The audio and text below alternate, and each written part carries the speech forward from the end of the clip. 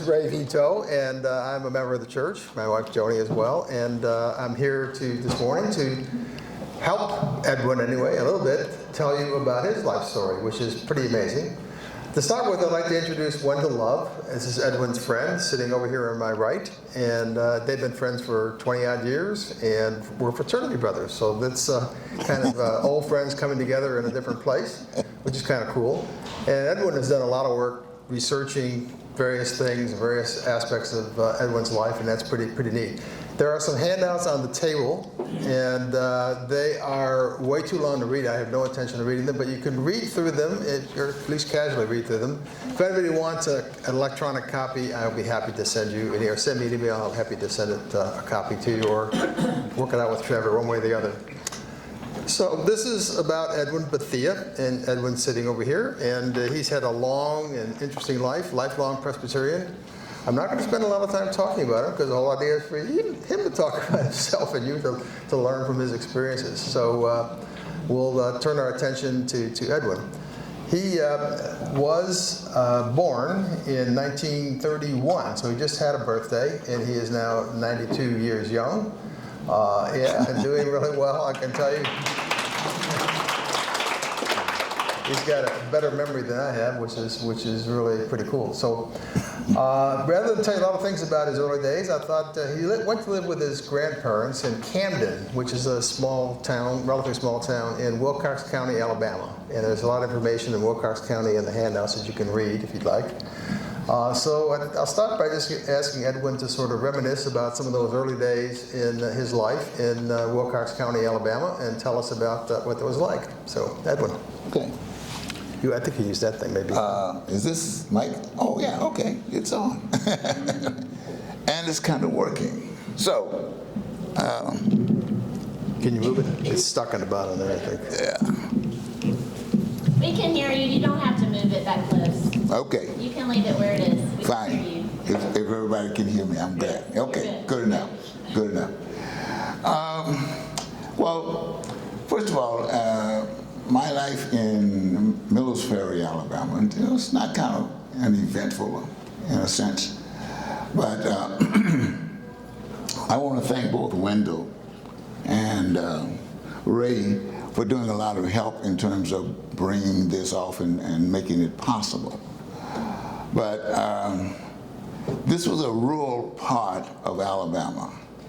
And fortunately, for my parents and so forth, we were part of an area where Alabama, if you know a lot about South and the state, is not really a rich country and not productive like some of North Carolina was and other things, but relatively. Fortunately, I'm not sure how my grandfather hooked up with the person's property that we lived on, which was William Henderson, was a white guy. And he was a colonel in the Army for the Union Army and was part of the war between the states. And so how my grandfather got hooked up with him, I have no real idea about it, because we really didn't talk about the experiences that my family had. It was just there, and we just kind of fitted into the whole process. But Henderson was a very well-known and large landowner, that he had various sections of Wilcox County that he had purchased and had a part of. Fortunately, to some degree, my grandfather was an overseer of one of those parcels of land that he had. He had about 3 sections within his operation. So because of that, I'm not sure how many, I think we have if you have a number of families that lived on his property, which were somewhere between 20, I think, of some families that was on that property. And he grew cotton for the most part, but he also had a herd of cattle, which was his next kind of thing that he owned and had. And so my grandfather, I was saying, was overseer for part of that operation. So I grew my early part of my life was spent on those properties and kind of running around sand and everything else, getting to know things. The thing that I remember about that time was that everybody and everything in living in that area had a reason for being. If you didn't have a reason for being, you weren't going to be there very long. So dogs, cats, and other animals in the whole process had a reason for being there. And if you weren't producing, and if you didn't have, including me and everybody else, when I grew up some size, you had a reason for being on the property and being part of the family. My responsibility, as I remembered at the time, was really bringing water and keeping my family supplied with water. So the well was pretty much out from the house and everything. And so my job was to keep my aunts and my grandmother supplied with water, fresh water. There were no refrigerators, there was anything else. So water had to be brought up from the well that replenished people in the house and so forth. So everybody had a reason for being. If you weren't having a reason for being, you didn't belong in the place. So you had the responsibility for making sure that that part of the farm that you were responsible for was there. So that was one of the earliest parts that I remember about this. The other thing was that by the time I got up some size to be able to go to school, we walked 3 miles each way, back and forth. So that meant that you had to get up early. There was no supply of luncheon and stuff. So if you wanted to eat and have something to stuff while you were in school, which was all day, you had to bring your lunch. So your lunch was in a paper bag, and you brought that. And so that was the asset. The thing was that there was no public facilities for educating blacks in that area. So if it were not for some other beneficiary, and that happened to be the Presbyterian Church. So the Presbyterian Church supplied, along with William Henderson, who oversaw the whole place, what supplies that you had. So that community served for miles around all of the residents in Miller's Ferry as well as other parts of Wilcox County. There was no schools or anything else available. So somewhere along the line, I can't tell people that the benefits that the government had, 20 acres and a mule, was a nice thing, but you may not have been able to survive about it, because if you didn't have anywhere to sell your crop, or you didn't have anywhere to get supplies, you were still kind of out there on your own with 20 acres and a mule, and that wouldn't have been pretty good for you. So your family had to survive. Fortunately for us, there was, as I said, a guy named William Henderson, who owned property, and my grandfather, the beneficiary of being able to supply the families on that place a place to live and have. And that's, for that area of early, that's what that was. Yeah. Okay, very, very good. So maybe you can tell us a little more about this. He ended up being a judge, Judge William Henderson. Yeah. I know he was influential in a lot of ways in your early life. You want to talk about some of the schools and some of the other things that he did? And the fact that he was not a well-liked man in many ways, right? Well, that's true. He was not a well-liked person in that area, but despite the fact that he was not well-liked, he still made the responsibility available to the people that lived on his property. They were relatively safe because nobody was about to come on his property to do anything with people who lived in his area, so we were fairly well protected in that sense. But there was still a limitation as to what you could and what you could not do, and so forth. So, but he did not restrict people from leaving his place and going other places, so that there was a way out. The connection was that he happened to be a Presbyterian at the time, so that because of his influence in the community, as well as him being a Presbyterian, he relied on resources from the Presbyterian Church to get buses and everything else to have them go to areas within Wilcox County to pick up young people and families and so forth. And he had a kind of, the Hendersons themselves, had a kind of strict line that you did not keep your kid out of school to pick cotton or plow in any way that restricted their ability to learn.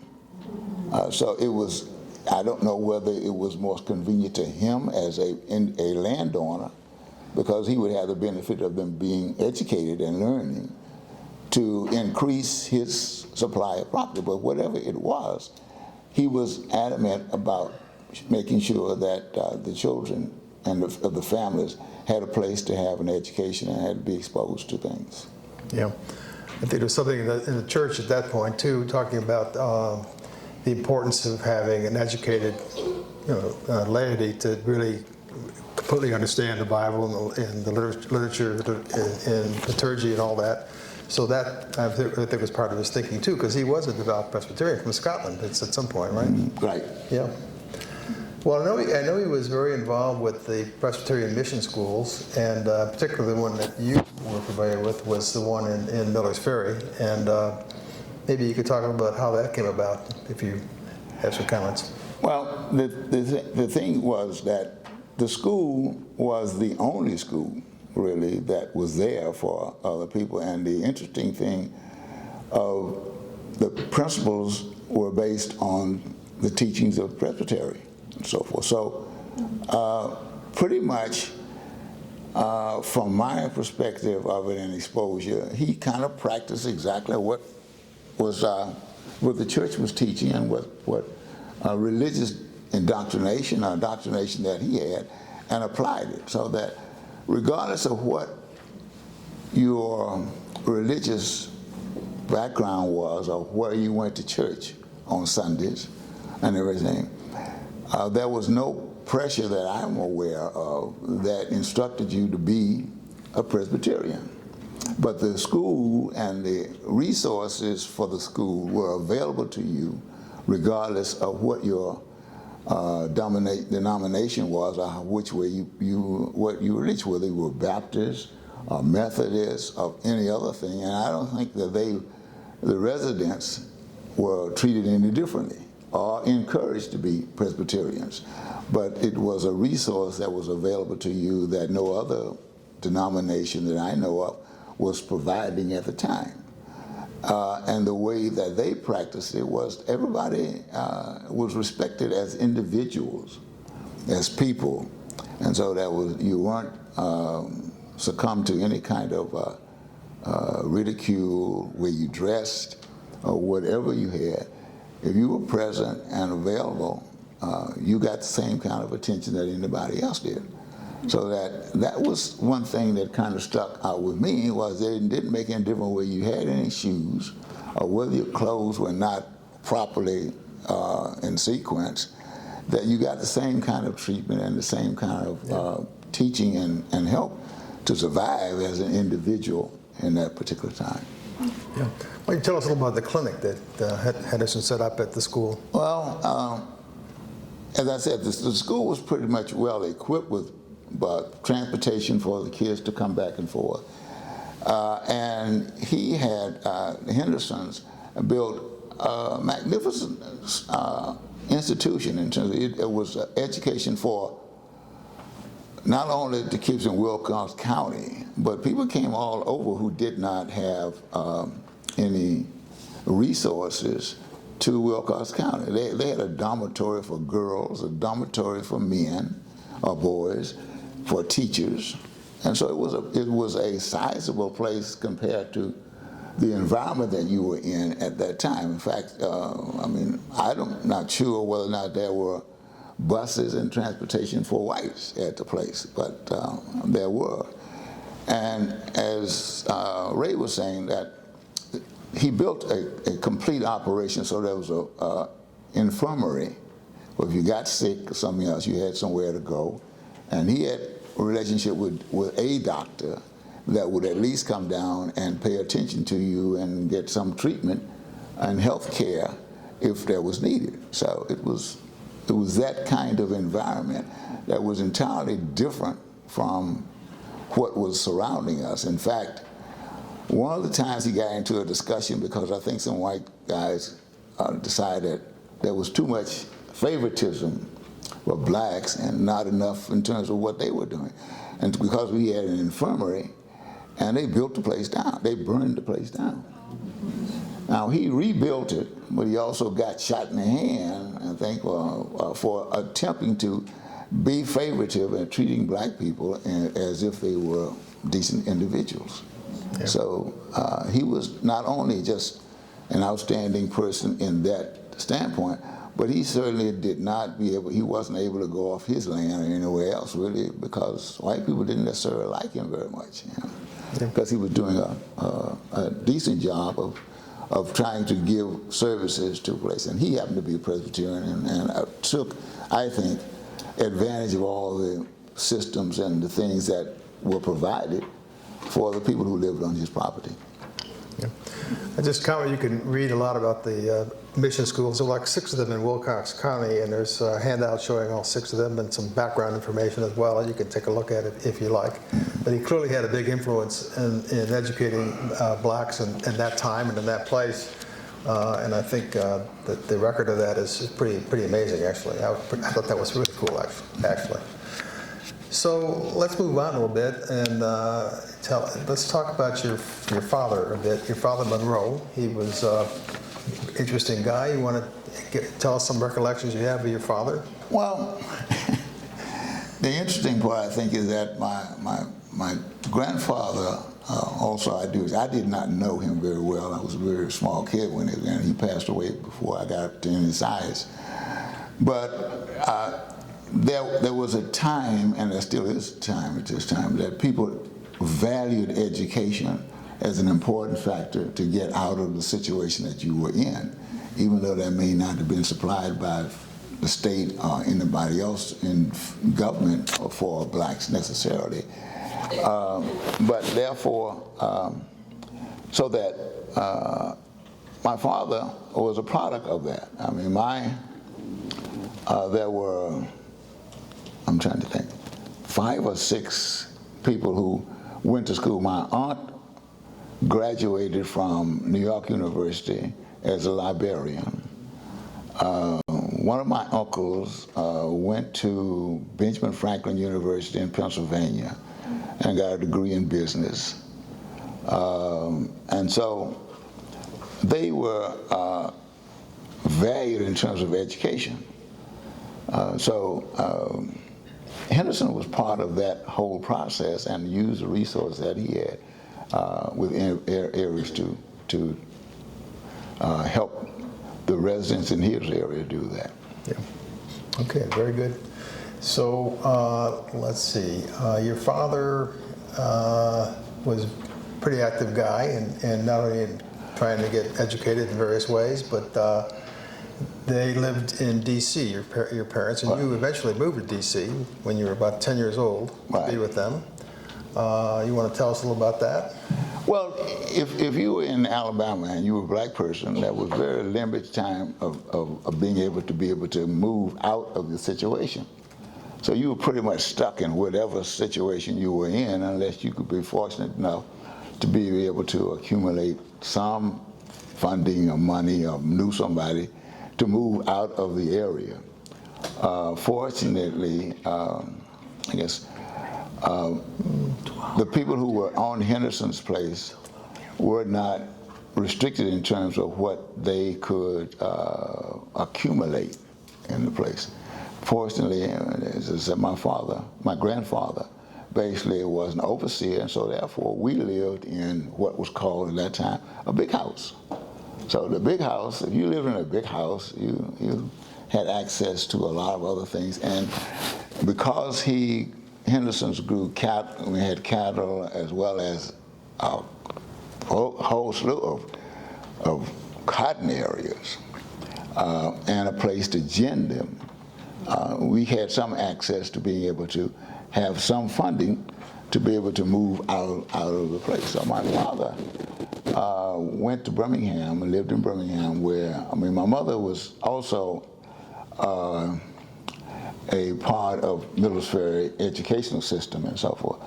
But they eventually moved out and went to Birmingham. So he moved to Birmingham and then eventually to Washington, D.C. Now, what got him to think that Washington, D.C. was a place where there was opportunity, I have no idea. But problem was that probably that he wanted to get out of Alabama. As soon as he could get out of Alabama, some other kinds of ventures were there.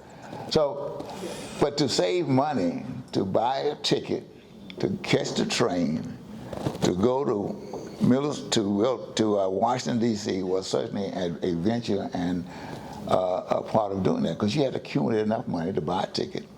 And you probably had to know somebody somewhere. If you didn't, you had to be creative enough to survive in that kind of environment. So my father apparently liked history. And so fortunately, he got a job at the National Archives and made his way to Washington, D.C. To take advantage of that at the time. So my mother went to Alabama State and majored in nursing, because that was another opportunity for you to be able to survive and make a living in terms of this.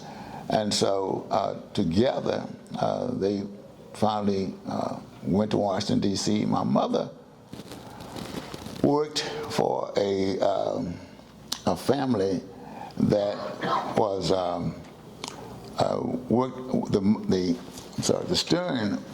She worked for the Stearns as part of a caretaker for a mentally handicapped child that Stearns had. And the story goes, into some degree, that my mother showed up at the Stearns office and answering an ad that she had put in the paper about some caregiver for her mentally handicapped child. And when my mother knocked on the door and the lady came, Stearns came and asked her, answered the doorbell, and my mother said, "Well, I'm here to see you apply for the job." She said, "But you were black." Well, at that time she said Negro. And she said, so my mother's parents said, "What's that got to do with it?" So she, upon the Stern, hired her to be a caretaker for her mentally handicapped child. But somewhere along the line, the cook that she had also didn't show up for one of the events that she was having, and she was kind of stuck out there trying to find out how she was going to be able to make this happen, the event that she was having, without having to have it changed to another time. And my mother said, "Well, I can do that. I can fill in for you," and so forth. So she filled in for her, and apparently did a very good job at being a hostess for the lady and her clientele at that time. And so, because the cook didn't come, my mother said, "Well, I can do both of these jobs. But although I'm living in Washington, D.C., I'm not coming all the way out here to Maryland." This lady lived on the borderline of Maryland and Washington, D.C. to do this. So you're going to have to make some provisions if you want me to do both jobs. So apparently the Stearns built them an apartment over their garage. So my mother then finally took advantage of that, and so I used to come to visit them during the summers time. I was about 8, 9, somewhere along there. But it was coming to see them was a difference in terms of where I lived with my grandparents, because I could get away with a lot of stuff with my grandparents that I certainly couldn't get away with when I came to visit them. So I wasn't enthused about the whole process of coming to see my parents. It didn't mean very much to me at that time. But that was a situation, and they were adventurous in that aspect. And so I think my father was a short order cook, something else like that, until he got into National Archive for that venture. So I know, I remember you talking about your father having strong interest in education. I'm sure some of that kind of rubbed off on you because you've had a strong interest in education, and also very involved in the Presbyterian Church. Maybe can you talk about that? Well, I'm not sure that we had the same kind of interest and desire about this. My father kind of put me into a lot of things that I had no idea what they were putting into. It was just a way to get out of their restrictness in terms of my upbringing. Mm-hmm. But he exposed me to a lot of the activities of the church, and in terms of they had summer camps and other kinds of things that you did, and all in terms of being a part of education and exposure. And the continuing thing that I recognized at the time, and when I was exposed to this, was that the Presbyterian Church did not really make any difference about who or what you were, whether you were Presbyterian or whether you were not Presbyterian. If you participated in the activities for children who were there, they treated you the same as if you were there. And there was not really any major encouragement to join the church. But it was part of their activity to give you some exposure for education and activity and keep you going in a particular direction to stay out of trouble. So my parents put me in a lot of things that I had no idea of what it was going to do for me. It was just activity that I had to do. Yeah. So they provided, through the Presbyterian Church, the exposure for educational activities and enlightenment as part of their services that they did. And I found myself mostly in a lot of classes and schooling situations that did not have a lot of Presbyterians in them, but there were people who were from any parts of the community that had an opportunity to go and participate in those activities. Yeah.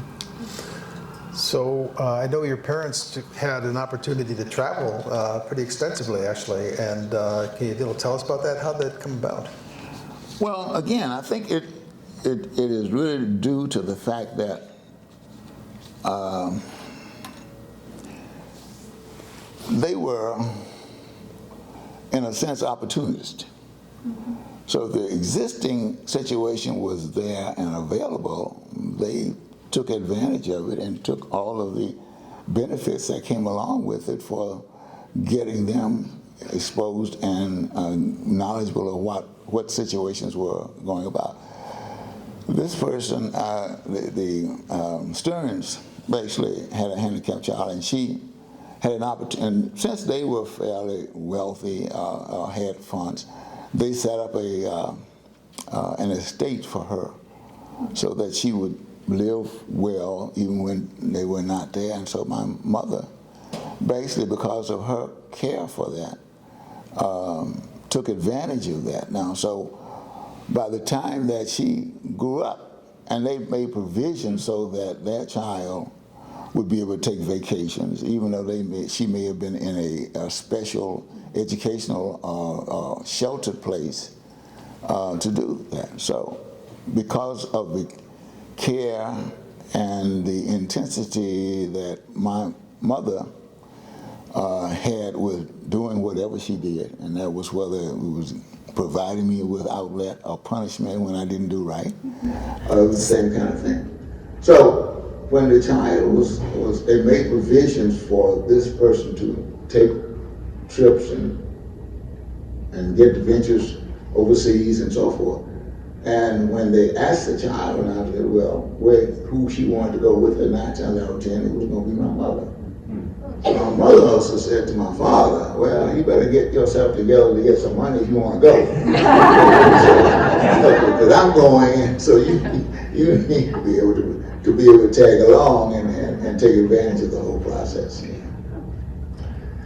That's interesting. So when you moved to DC, that's moving to a big city, so it's like a small town, that could be a real shock, I'm sure.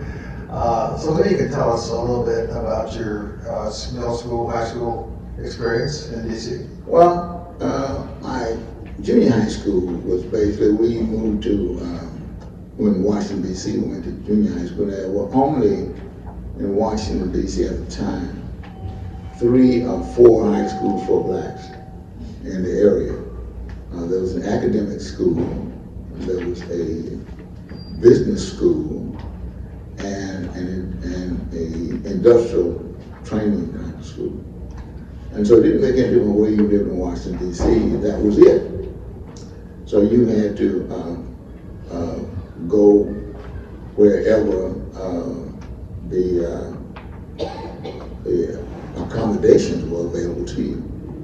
So and as getting from a country situation where people were very friendly to you and everybody else, you had to know how to maneuver around and adjust and survive in the area. So as a young person, my parents just said, okay, you're going to this school, and here's how you get there. But I didn't take I wasn't going to be escorted or anything else. So therefore, you had to learn your way around the city and how to get around and use transportation that was accessible to you with everything else. So, that was my exposure to it. And so there were different degrees of how welcome you were in wherever you went in the place. Black people had a very nice way of trying to get around the impediments that were there. If they had a relative or friend or somewhere else that lived in one part of the city that was closest to the school that you might have be able to attend, because there were certain areas that you could go, they would say, okay, you can use my address, and therefore you can be in this school by the time you got to junior high school. And so there are more high schools, junior high schools available in areas, but some were like every other school in terms of, some were more better prepared or had more resources than the other one. And so if your parents were interested in keeping you and seeing that you they enrolled you wherever the resources were. It was your responsibility to get there and survive in the area, because if you were from one part of the country, one part of the city, and the school's in another part of the city, and you weren't part of the people who were going to school, you might have problems adjusting, not only to the teachers, but also to the children that got there. So that was a whole new adventure. There was one time, my mother worked at Bureau of Engraving, and so we lived in Southwest Atlanta and in Southeast Southwest Atlanta. Schools in Southwest Atlanta. DC. This was in DC. Yeah, right. And so you had to catch the bus over there. And so one day, I happened to be coming back from school a little late. My mother worked at Bureau of Engraving, which was in the same kind of area, and she was catching the bus. And so I was sneaking on the bus without paying, because if I could save up some school tickets, I could have a little more extra, ride to what I want to spend it for. And so my thing was to sneak on the back of the bus. So I happened to this particular day sneak on the back of the bus, and I squatted down to get into the back of the bus and ride to town. And as I stood up for a while, I looked dead in my mother's face. It looks to kill. She was coming from work. Oh, that's how you go to the bus. That's how you use my money. You want to spend it for tickets, you spend it for something else, you know. So I was severely reprimanded by the whole process. Although I was ingenious in terms of being able to take advantage of things, it wasn't to my benefit necessarily. But they were instrumental in seeing that I attended school. And although they were working, both of them at the time, they made provisions to come to teachers association and schools that had an interest in how their children were growing up and things. It's hard to imagine you squatting down on a bus. You're too tall to squat. Yeah. I was always tall and skinny at the time, so it wasn't very how much hiding you could do at the process. So I know you mentioned when we were talking, you were sort of uncertain about school and what to do and all that, and yeah, you did college prep at the Dunbar High School in DC. Right. So, and then you went on to Howard University, one of the best historical black college universities in the country. So tell us about that transition that you're thinking at the time. Well, I really didn't know what I wanted to do when I was in high school and so forth. I had no direction of what kind of career or anything else, or profession I wanted to be in. I did know that I didn't want to be a doctor, and I didn't want to be a lawyer, and I certainly didn't want to be a teacher. And I knew what they had encountered with kids in terms of trying to teach them something when they had no necessary interest in it, because they had no idea where they were going to be unless they were going to be one of the three professions that black kids got into, were doctors, lawyers, or teachers. Neither of those things were of interest to me until once I got out of college, I was immediately inducted into the service. And so I had a chance to go overseas and see a different environment and exposure of other races and other characters in the place. And it kind of said, since I don't want to be a teacher and I don't want to be a doctor, what else is there for me to get into?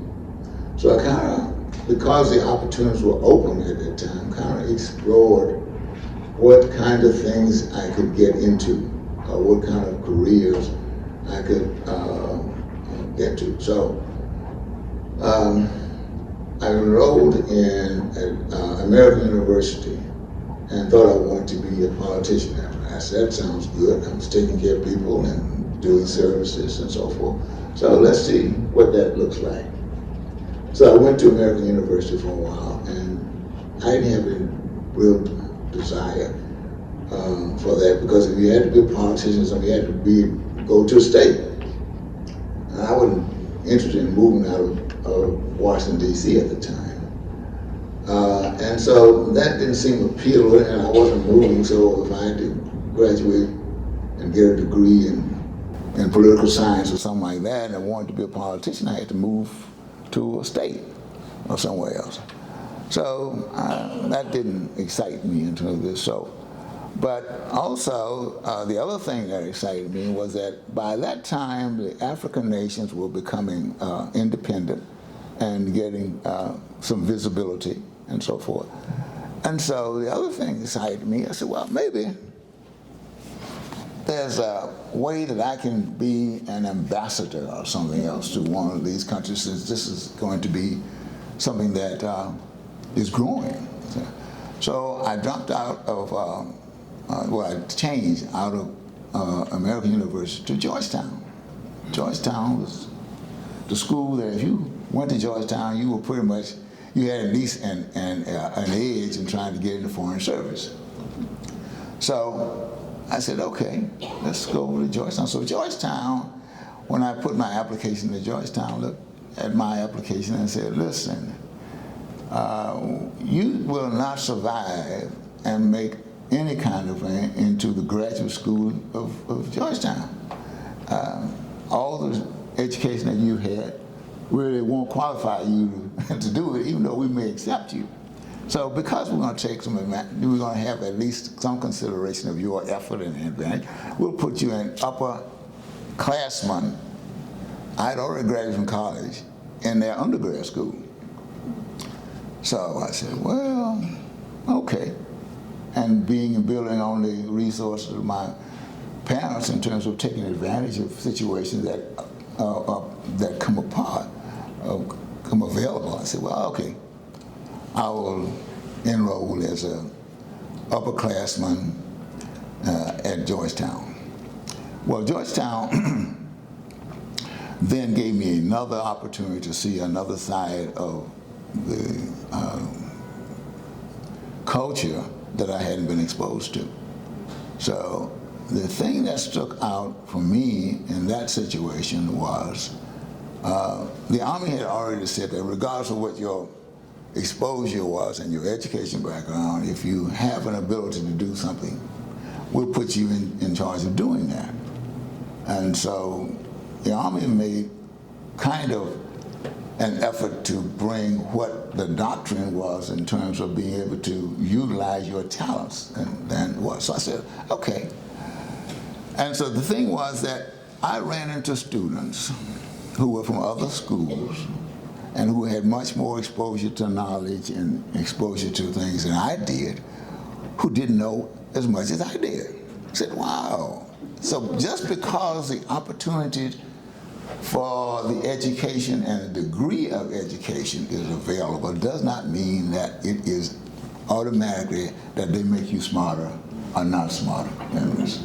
So it kind of increased my ability and my confidence into what you did, as well as what the confidence of black schools had to offer in terms of what their students graduated from. It did not mean that they were inferior or less knowledgeable about the things that you do. So I said, well, if I get out of Georgetown, and I still got to go to grad school in order to be able to qualify and be productive in that environment, it's not going to do. The other thing was that you had to learn a foreign language, and 9 times out of 10, your parents or somebody else that you knew had to have some money, because being an ambassador or getting to that degree, and I wasn't interested in being an errand boy for somebody in terms of that, not in a sense, but I wanted to be at the top level making a contribution for the thing and using my skills and be able to do that. So my thing was that I found out that, and this is just part of the culture, and have anything to do with bad, good, or indifference, was that one of the ways that politicians and stuff get to Congress and so forth, and you get point to this, was that you had to have some money, that you contributed to their cause, and they in turn saw you as possibility for being able to contribute to their well-being as well as the well-being of the country. So that, that was not what I was going to be able to do, right, from either standpoint financially, as well as from standpoint of influential, Yeah. So I said, well, this is not going to work out, so I had to find something else that I'm going to do. And as I said, by that time, civil rights was kind of being full force, and there were people who were instrumental. Urban League and all of those individuals, those organizations were influential in supplying the leadership of that movement that was taking place. So I happened to be employed at National Institute of Health at the time, and in their psychiatric unit. That was the experimental unit, and people who had mental problems, they brought a whole family into the facility for treatment. So they didn't just treat the person who was mentally ill, they treated the family in terms of what their contribution was to the illness or how they affected in handling the illness and so forth. And this was something new to me. I had not seen and heard about this kind of activity. And part of that activity in terms of the doctors and the people who were in the medical field who contributed to that were nurses and a social worker. So I was curious to find out what the social worker's contribution was to this group of people. Because then, doctors and psychologists and all the rest of it. Here's a social worker. And so I got to talk to her and get to know her about what she did and what her contribution was to the team. So that gave me an impetus and an idea that maybe there was another role that I could play in terms of contribution to things that was not necessarily in those professions that I just mentioned. And so I was kind of looked around to see where there were schools of social work and fitted into her question. And it just happened that our university had a school of social work. I also knew that Atlanta University had a school of social work. But Atlanta's, to me, and from my point of view, wasn't equipped and had as much as the Howard University School of Social Work. So I enrolled in Howard University School of Social Work, and then that's where I finally got my degree in social work, a master's degree in social work. That's a great story. So you stuck with it. I know you started a not-for-profit youth enterprises, and you ended up starting a gas station. Yeah. Can you tell us a little about that? Well, that was in terms of a practicality kind of thing. I saw the opportunities that came out of the civil rights movement. And the civil rights movement and Kennedy and his group, when I got to know how things began to function to some degree, made a big difference in how the country functioned. Basically, monies from federal government to help state governments and local and county governments flowed basically from the federal government to the county government to state government to county government and so forth.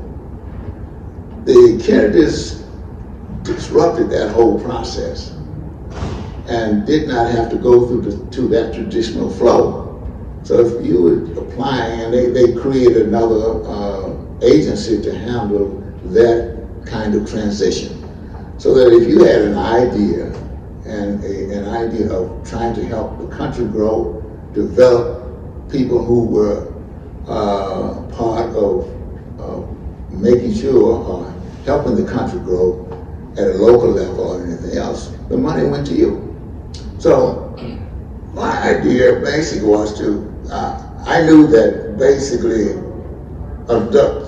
teenagers and that group of people always had a problem of knowing where they fit in and how they could contribute or what they could do.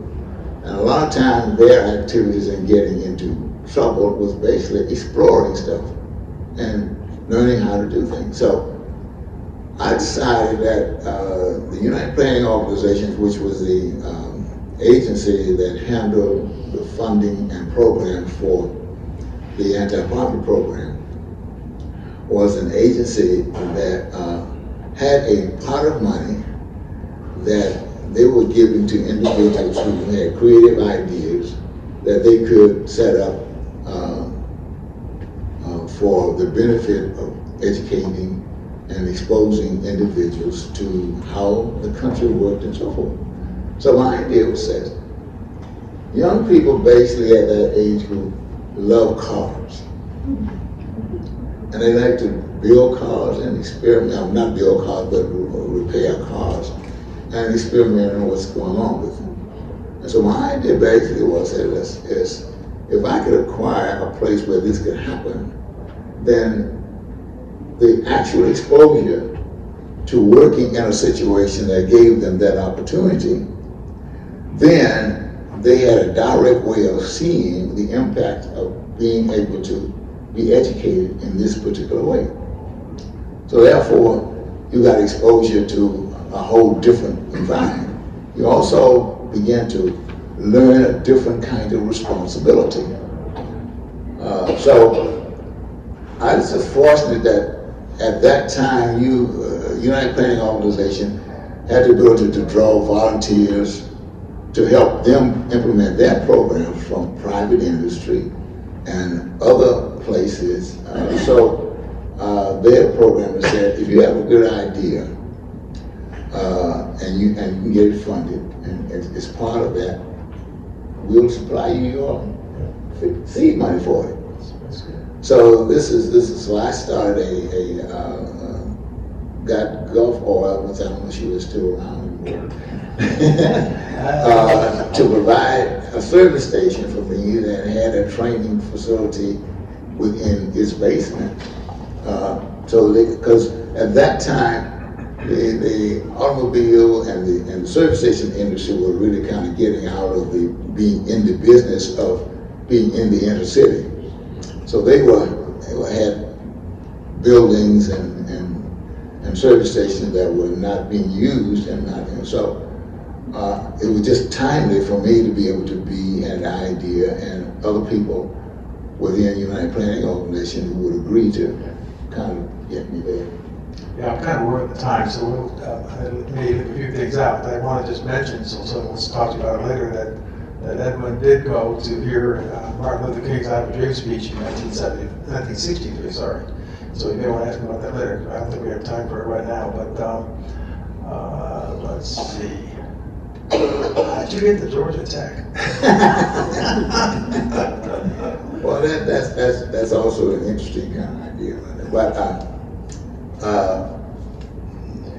as I said, the civil rights movement and the opportunity exposure of getting other races and blacks especially into other opportunities began to grow and to have a different thing. So the traditional organizations then kind of, once the government, federal government had set up a kind of another structure for providing money for to other programs, they will begin to flow and flourish. And so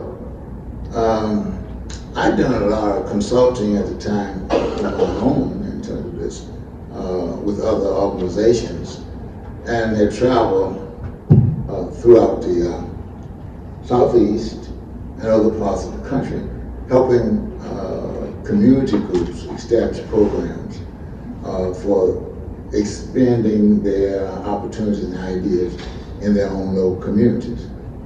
And I happened to come down to Atlanta, and I knew what the South was and what it had done in terms of its belief in strict segregation and so forth. But Atlanta was a different kind of town, and so I came down and got exposed basically because I was helping programs that were funded by the federal government at local areas to help them set up their operations. Because I had then come by United Planning Organization, was the organization in Washington, D.C. that I worked for at the time before I left and went to do the service station operation. And my thing with the service operation was not only just to do the service operation, but to be able to do another kind of community development organization that helped families and everything else to go. So I was kind of exploring what was going on and being a consultant to those groups in other parts of the country.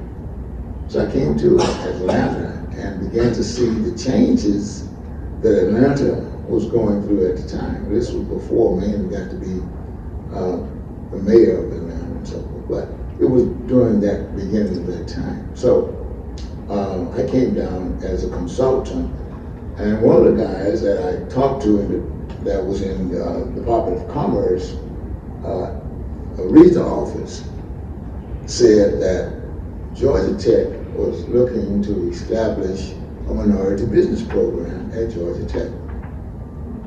I said, "Are you sure?" you talk about the Georgia Tech I know. He said, "Yeah."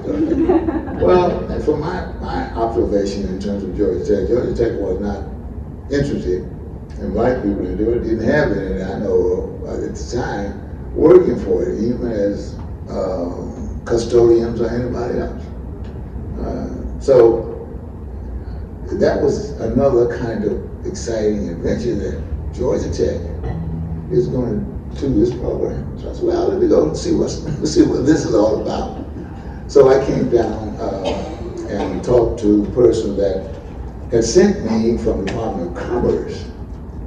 That apparently they had tried to establish a program to get somewhere, and at the time they weren't being successful at doing it. So I talked to them, and they said, yeah, we're interested in establishing a minority business program, and we're going to do it and see what it looks like. But at that time, basically, a lot of agencies were applying for money from federal government because the money was available. Whether they were going to do it sincerely or not, it didn't really, in my opinion, make any difference.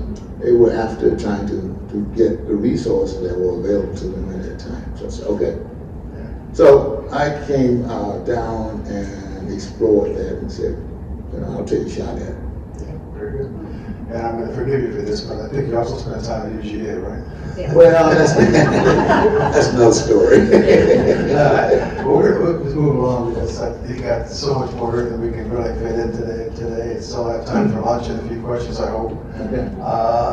Let's see. Maybe let's go ahead and ask one. Well, maybe give Wendell a chance to tell us a little bit about. And I think that's where you met, right? At the Hutchins Street Group. Yes. Yeah. Okay. Why don't you tell us about that?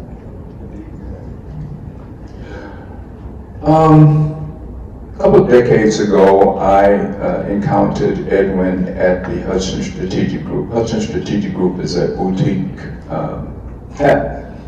strategic planning firm, and we worked for primarily with small businesses, but we had done some work with larger organizations in the metropolitan area.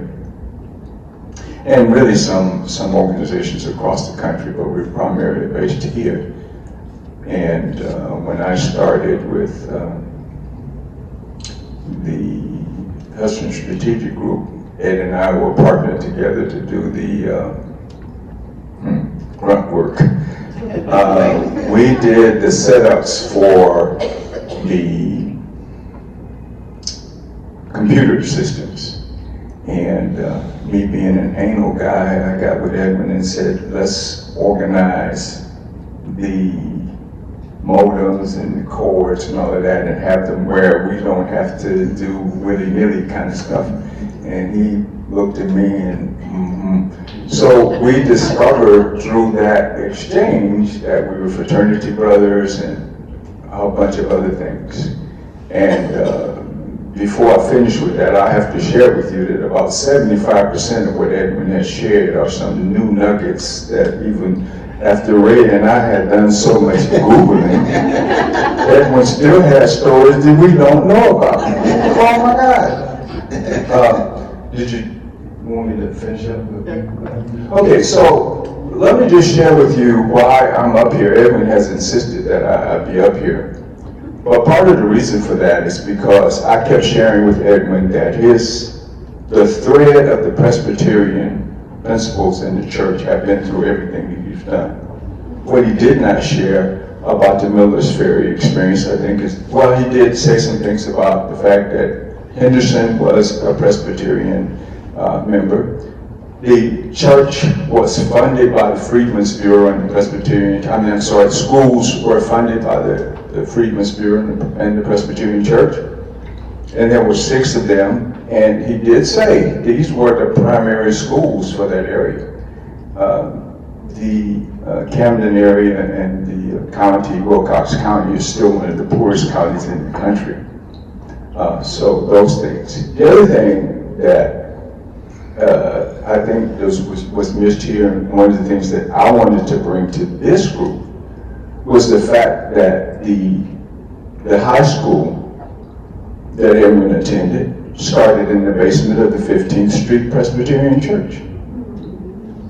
So, in my discourse with Edwin, he doesn't dismiss that, but he's telling you more about his personal story. He didn't tell you about the historical part of that. The 15th Street Baptist Church was the first black Presbyterian church in D.C. The school he attended was the first school for blacks in D.C. And these things started in the Presbyterian Church. Knoxville College was supported by the Presbyterian Church. That's where he got his first degree. So these are the things that I want to make sure that this audience has some knowledge of, right? The thread of all of the things that Edwin has done has come through the Presbyterian Church. Very good. I appreciate those comments. Thank you very much, Marty. That's great. So, Edwin, you get the last word. You've had a long, interesting life. You ready to write your book yet? Any last words you want to add? Well, the thing is, I think, is that my exposure and being able to take advantage of this was basically my experience with the Presbyterian Church and what they contributed to the education of blacks in the South. And primarily because we are still needing that kind of effort from churches and Presbyterian churches especially, because there is nothing that restricts them from doing this outreach. And the more they are involved in the communities that they set in, and the people who are surrounding them, the better off and equipped that the citizenry is going to be. Because there may not be any other way for them to be able to take advantage of that. The states have restrictions, and people who are in the states will restrict them from having those opportunities. But the church has an effort unrestricted to be able to do that. So they must be on their business in order to be able to fit in and provide the resources that are available to the community that they surround. And that's the thing that I think that is significant to me that the Presbyterian Church has done. And they've done it in a sense that they haven't said, you need to be Presbyterian unless you can if you can't take advantage of this, we're not going to serve you. We will serve you for the needs of the community and for the benefits of the church and for its existence as it continues to grow. And so as long as we continue to put the emphasis on service and not on indoctrination in terms of being able to provide citizenry, that's an important aspect to me. And that's where, from this church, we're sitting in the middle of it, and we should be able to take the opportunity to also extend those opportunities to take advantage of what we have here and what we can extend to the community and what the resources we have as the people in the church to be able to offer that growth and stability and education and expansion surrounding the communities that we have a church sitting in. Okay, very good. Thank you very much, Edwin. So, well, I guess we'll have to just have lunch first, and then we ask questions, because I think lunch is getting over the late, I think we have to go. So, Edwin will be here through lunch, so will Wendell, so we want to sort of think about questions, and we'll give them after lunch. Does that sound like a plan? The other thing that I wanted to point out, that, and I'll give you a chance to do it, but the other thing I wanted to say that, well, Wendell was really the person that said to me, when we were kind of sitting around the table at one point, and just kind of discussing things that were going on there, that, you are a special person, a privileged person. I said, what do you mean privileged? I'm in the same boat that you're in. I'm exposed to the same kind of discrimination that you are. And therefore, what is my experience that makes me different in terms of who I said? And we got discussing that, and then that was the thing that kind of pointed out to me that even though I was in the middle of all the rest of the things that were going on, and the desegregation and everything else, that there are other individuals who have an opportunity and exposure differently from the same people that we have, and they need to use their influence and expression to continue that and to educate other people about the lack of that in their operation. There is no place in terms of the education system that has taught us as a group of people how to get along with each other. It's not in the schools. It's not anywhere else. And because the Presbyterian Church, as a church, has the opportunity to do that, we should take advantage of it. That seems to be the thing that will enable us to do. And that makes us in a different kind of category. Okay.